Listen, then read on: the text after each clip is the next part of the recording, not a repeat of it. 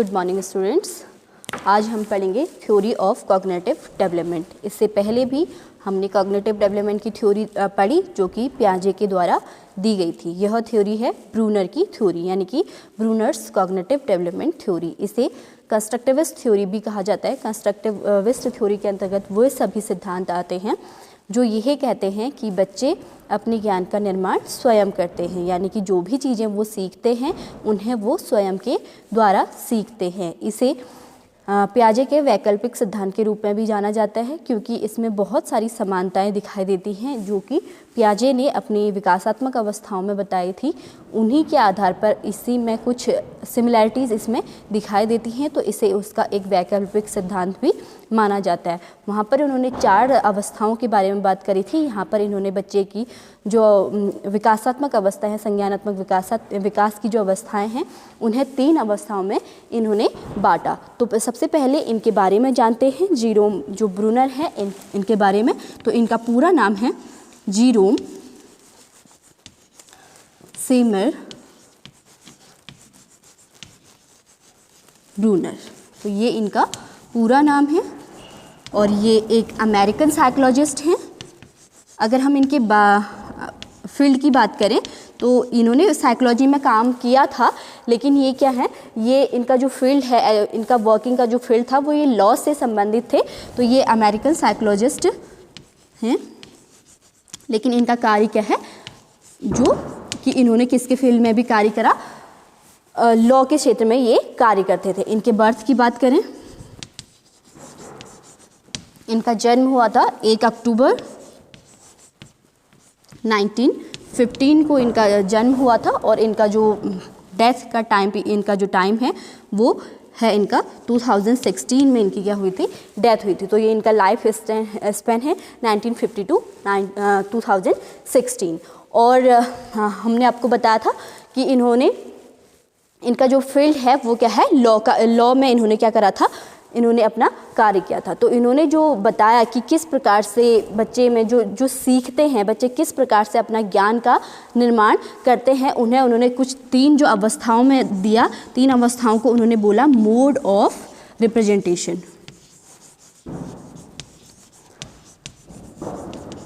Mode of representation यानी कि किस अवस्था में बच्चे किस प्रकार से ज्ञान को सीखते हैं, उसका अर्जन किस प्रकार से करते हैं और अपनी मेमोरी में उसे किस प्रकार से वो स्टोर करते हैं। मोड ऑफ रिप्रेजेंटेशन यानी प्रतिनिधित्व का तरीका जो होगा वो किस प्रकार से होगा, जो उन्होंने अलग अलग अवस्थाएं बताई। 3 अवस्थाएं मैंने आपको बताया कि 3 अवस्थाएं उन्होंने बताई। तो इन 3 अवस्थाओं में किस प्रकार से बच्चे सीखेंगे, इनको उन्होंने बोला मोड ऑफ रिप्रेजेंटेशन। जैसे उन्होंने बोला कि जब पियाजे ने बताया था कि जो डिफरेंट स्टेजेस हैं वहाँ पर कुछ ऑपरेशंस बच्चे के अंतर्गत होती हैं, और इन्होंने क्या नाम दिया, मोड ऑफ रिप्रेजेंटेशन। तो जो पहला मोड ऑफ रिप्रेजेंटेशन है वो है इनएक्टिव स्टेज। इनएक्टिव स्टेज, इसे इनएक्टिव रिप्रेजेंटेशन भी कहा जाता है। Inactive, iconic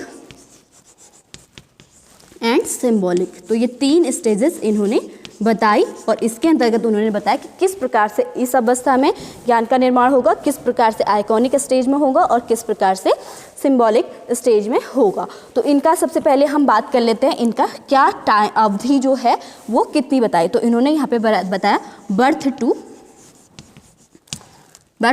3 years.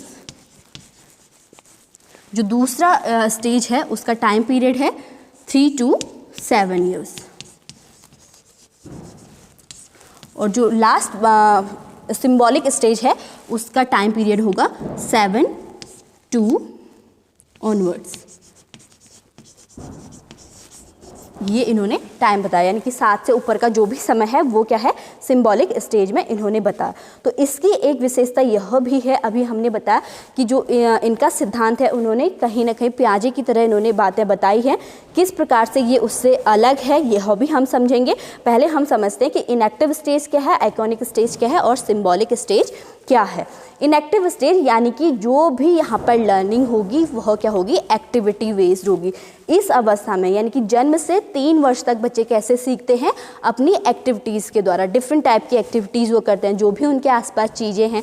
Play as भी हमने इसको बोला कि यहाँ पर बच्चे क्या करते हैं, ज़्यादा से ज़्यादा क्या करते हैं, खेलते हैं। जो भी चीज़ें उन्हें मिलती हैं उन्हें लगता है सारी चीज़ें क्या हैं, खेलने की हैं। तो इसी के दौरान वो बोलते हैं कि ये एक्टिविटी जो डिफरेंट चीज़ें हैं उनके साथ जो वो एक्टिविटी करते हैं, या कोई चीज़ अगर आप उनको सिखा भी रहे हैं तो वो एक्टिविटी के थ्रू अगर सिखाते हो तो वो इस एज पे क्या करते हैं, एक्टिविटी के थ्रू सीखते हैं। दूसरा स्टेज उन्होंने बोला आइकॉनिक स्टेज। आइकॉनिक स्टेज यानी कि आपने देखा होगा कि हम कंप्यूटर स्क्रीन पर जो भी चित्र हमको दिखाई देते हैं उनको हम क्या बोलते हैं, कुछ आइकन, यानी कि वो क्या है, चित्र हैं, किसी एक चीज़ को वो क्या करते हैं, रिप्रेजेंट करते हैं। यानी कि जैसे हमने बोला वर्ड की फाइल है तो उसे W से वहाँ पर उसका क्या होता है, चित्र बना होता है, तो W से हम उसे इंडिकेट करते हैं। तो इस प्रकार से हम पहचानते हैं। तो ये कहते हैं कि यहाँ पर जो भी बच्चा सीखता है वो किसके माध्यम से सीखता है, चित्रों के माध्यम से सीखता है। इसे प्रतिबिंबात्मक यानी कि कोई भी ऑब्जेक्ट है उसकी छाया या वो किसी भी प्रकार से हो सकता है। हम किसी चीज़ के बारे में बच्चे को सिखा रहे हैं, उस रियल ऑब्जेक्ट के माध्यम से सिखा रहे हैं,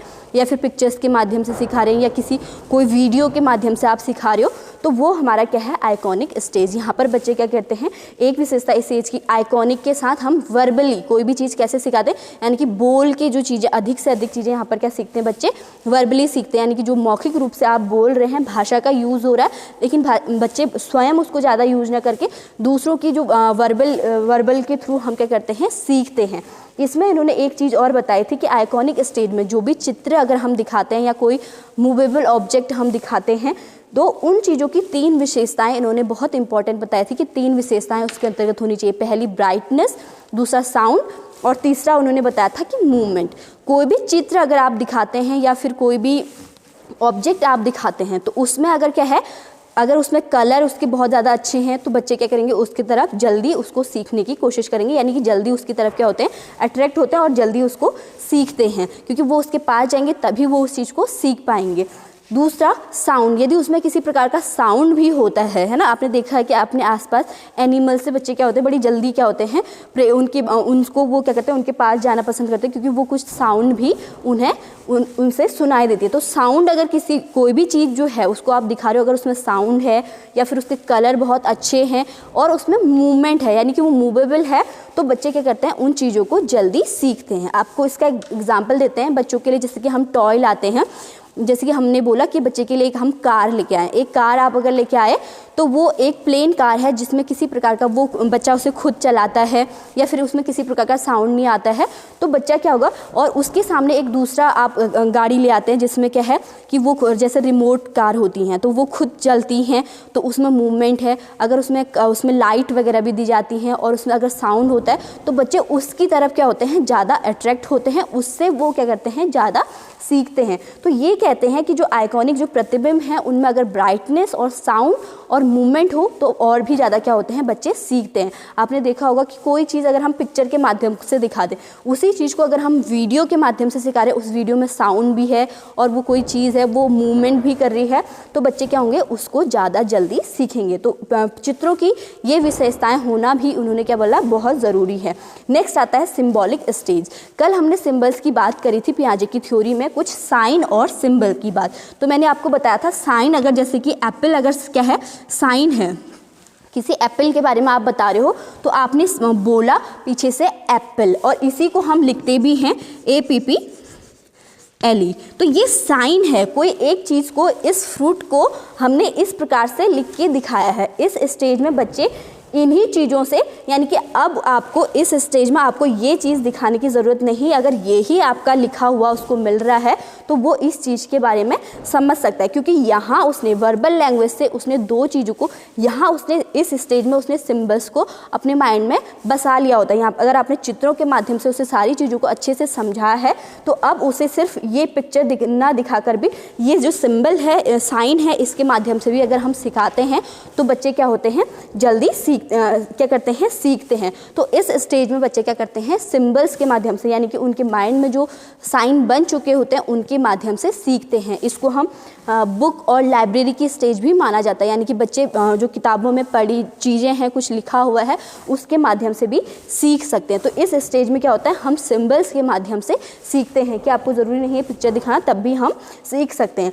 अब इन 3 विशेषताओं में मैंने आपको बताया कि जो पियाजे की थ्योरी है और इसमें क्या डिफरेंस है, इसे हम समझते हैं। ये तीनों स्टेजेस आपको समझ आ गई होंगी। यहाँ पर हमने बोला कि हम यहाँ पर क्या सीखते हैं, एक्टिविटी के दौरान सीखते हैं, और इसे हम क्या करते हैं, जहाँ पर कुछ पिक्चर्स के माध्यम से या चित्रों के माध्यम से हम सीखते हैं, और इसे हम सिंबल्स के माध्यम से सीखते हैं। अब हम इसको इन्होंने एक अलग नेम भी दिया यहाँ पर, इस स्टेज को वो बोलते हैं, यहीं पर हम लिखते हैं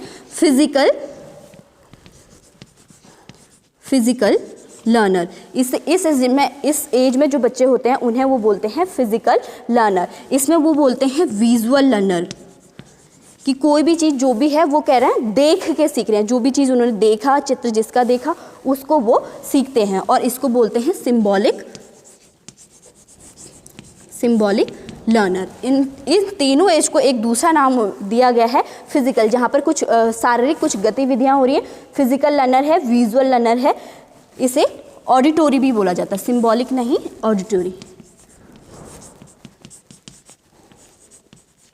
यानी कि जो भी चीज़ वो सुन रहा है या पढ़ रहा है उनके माध्यम से वो क्या करता है, सीखता है। तो यहाँ पर ये बोला है ऑडिटोरी लर्नर, तो जो चीज़ें वो सुन के क्या कर सकता है, चीज़ों को सीखता है। तो इन्होंने इसका एक अलग नाम भी दिया। तो इस प्रकार से उन्होंने इन तीनों स्टेजेस के बारे में बताया। अब हमने बोला कि किस प्रकार से जो पियाजे की थ्योरी है उससे ये थ्योरी क्या है, डिफरेंट है। पियाजे की थ्योरी में आपने देखा होगा कि एक अवस्था में जो चीज़ें हो रही थी वो दूसरी अवस्था में कुछ चीज़ें क्या होती हैं, हाइड होती हैं, और नई नई चीज़ों को हम सीखते जाते हैं। तो कुछ एक पर्टिकुलर स्टेज की एक विशेषता है, अगले में वह नहीं दिखाई देती है। लेकिन ये कहते हैं कि जो हम सीखने की प्रक्रिया होती है बच्चों में, ये तीनों लाइफ टाइम क्या होती हैं, चलती हैं, किसी भी समय आप इनके माध्यम से सिखा सकते हैं। यानी कि आप ये एग्जांपल ले सकते हैं, अगर एडोलसेंस में बच्चा है तो उसको सिखाते वक्त हम पिक्चरों का भी यूज़ करते हैं, एक्टिविटी का भी हम यूज़ कर सकते हैं, और यानी कि बुक से भी वो पढ़ के सीख सकता है। तो ये तीनों चीज़ें हमेशा सीखने में क्या होती हैं, इन्वॉल्व होती हैं, ये इन्होंने बोला। और इन्होंने बताया कि इनका जितना ज़्यादा क्या होता है, प्रयोग होता है सिखाने में, यानी कि एक्टिविटी के द्वारा सिखाया जा रहा है या फिर चित्रों के माध्यम से सिखाया जा रहा है और सिंबल्स के माध्यम से सिखाया जा रहा है, तो उतना ज़्यादा क्या करता है, बच्चा सीखता है, यानी कि उसकी इफेक्टिव लर्निंग होती है। और ये सारी क्रियाएं वो क्या करता है, स्वयं के द्वारा करता है। और इन्हें इन्होंने नाम दिया मोड ऑफ रिप्रेजेंटेशन। तो इनएक्टिव रिप्रेजेंटेशन भी हमें इसे बोलते हैं, इनएक्टिव स्टेज भी हम इसे बोलते हैं, यानी कि किस प्रकार से वो किस अवस्था में सीखेगा यह उन्होंने बताया। पहला एक्टिविटी से, दूसरा चित्रों के माध्यम से, जो तीसरा है वो सिंबल्स के माध्यम से। अब हम जानते हैं इसके कुछ एजुकेशनल इम्प्लीमेंटेशन के बारे में। हमने आपको बताया था कि जो स्टार्टिंग में मैंने बताया कि इन पर जो ब्रूनर हैं, इन पर पियाजे का भी इन्फ्लुएंस था, और ये वाइगोस्की से भी क्या थे, प्रभावित थे। वाइगोस्की के जो भाषा विकास का सिद्धांत है उससे भी ये क्या हुए, बहुत प्रभावित हुए। तो उनकी कुछ बातों को भी उन्होंने इसमें ऐड किया कि जो स्कैफ फोल्डिंग का कॉन्सेप्ट वाइगोस्की ने दिया था उसको भी वो यहाँ अप्लाई करते हैं कि कैसे, अगर स्कैफ फोल्डिंग का तात्पर्य होता है कि बच्चे को किसी दूसरे के सीखने की प्रक्रिया में कोई दूसरा जब उसे कोई सहायता प्रदान करता है या गाइडेंस करता है तो इसे हम स्कैफ फोल्डिंग कहते हैं। तो ये स्कैफ फोल्डिंग को भी क्या करते हैं, महत्व देते हैं कि सीखने की प्रक्रिया में स्कैफ फोल्डिंग भी होनी चाहिए।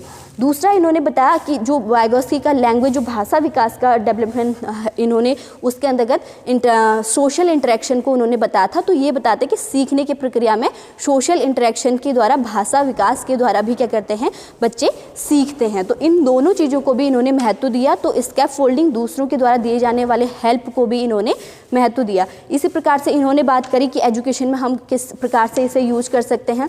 ये स्पाइरल करिकुलम की बात करते हैं। स्पाइरल करिकुलम यानी कि जैसे हमने पहले भी आपको बताया था, स्पाइरल करिकुलम कुछ इस तरह से है ना, स्पाइरल।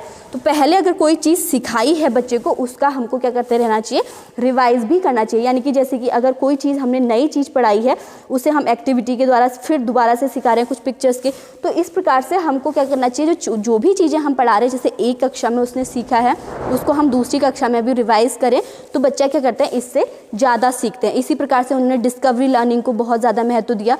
यानी कि हम बच्चों बच्चे को खोज के द्वारा, यानी कि उसको हम खुद कुछ सर्च करने को दें, वो खुद स्वयं द्वारा सर्च करके चीज़ों को क्या करें, सीखें। तो इन्होंने डिस्कवरी लर्निंग का भी कॉन्सेप्ट दिया। इसी प्रकार से इन्होंने बताया कि हम क्या कर सकते हैं, जैसे कि इन्होंने बताया कि जो सेकंड स्टेज है यहाँ पर आइकॉनिक चित्रों के माध्यम से, तो टीचिंग एड्स को हम क्या करें, ज़्यादा से ज़्यादा अपनी टीचिंग में यूज़ करें। तो और वो टीचिंग एड अगर उसमें मूवमेंट हो, उसमें साउंड हो, तो ये और भी क्या होंगे, और उनके कलर बहुत अच्छे हों तो बच्चे क्या होंगे, और ज़्यादा सीखेंगे। तो टीचिंग एड के इंपॉर्टेंस को भी इनके सिद्धांत के द्वारा हमने सीखा। इसी प्रकार से बच्चों को एक्टिविटी बेस्ड, अगर लर्निंग जो हो रही है उसको हम एक्टिविटी बेस्ड रखें, कोई भी चीज़ हम सिखा रहे हैं उसको हम कार्य करके सिखाएं, बच्चे उसमें कुछ कार्य करें तो बच्चे क्या करेंगे, जल्दी सीखेंगे। इसी प्रकार से और भी बातें उन्होंने बताया कि टीचर का क्या रोल होना चाहिए। टीचर क्या करें, ज़्यादा से ज़्यादा अवसर बच्चों को एक्टिविटी के प्रदान करें, यानी कि बहुत सारी गतिविधियाँ कराएं, बच्चों को सामने लाने का अवसर दिया जाए। इसी प्रकार से और हम बात करें, ये बात करते हैं कि जो भी हम अगर कंटेंट बच्चों के सामने रखें वो सीरियल में होना चाहिए, एक क्रमबद्धता उसमें होनी चाहिए, और उसमें क्या एक प्रॉपर रूप से उसमें क्लासिफिकेशन भी होना चाहिए, यानी कि समानताओं के आधार पर एक बार चीज़ों को समझाएं या असमानता के आधार पर सिखाएं। तो इस प्रकार से क्या करते हैं, सीखने की प्रक्रिया बच्चे में होती है। तो ये तीनों स्टेज आप लोगों को क्लियर होंगे। आइकॉनिक स्टेज यानी कि एक्टिविटीज़ के जब क्या होती है, एक्टिविटी बेस्ड लर्निंग होती है, यहाँ पर चित्रों के माध्यम से सीखते हैं बच्चे, और वर्बल लैंग्वेज के आधार पर सीखते हैं। यहाँ पर सिम्बल्स के माध्यम से सीखते हैं, यानी कि जो हम साइंस डिफरेंट टाइप के क्रिएट करते हैं, यानी कि जो बुक्स हैं या फिर लाइब्रेरी है यहाँ पर, या फिर शोध खुद रिसर्च के द्वारा क्या करते हैं बच्चे सीख सकते हैं। तो आज के लिए इतना ही। Thank you students.